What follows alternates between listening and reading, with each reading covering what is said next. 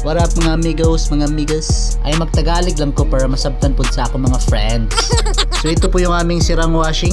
Hindi po siya naikot. Kaya ipapakita ko po sa inyo ngayon kung paano ko siya aayusin. So ito ang nangyari. Naugong lang siya pero hindi siya naikot. And by the power of YouTube at ganoon na rin sa pagtatanong-tanong ko sa aking mga kaibigan, nalaman ko yung sakit neto. Kaya in the meantime, nag-hand wash muna kami. But then, aminin na natin, nakakapagod talaga mag-hand wash. Diba? Kaya kailangan ko nang ayusin yung washing na to. So sa ganitong klaseng sira, most likely could be the capacitor.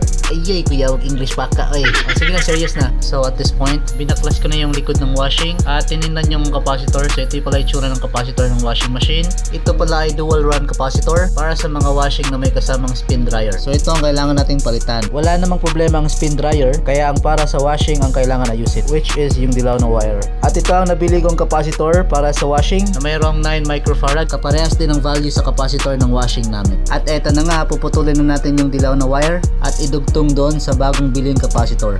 Fast forward natin. At ayan na, nadugtong na natin. Temporary lang muna pagkabalot ng electrical tape. Tara, itry na natin ang testing.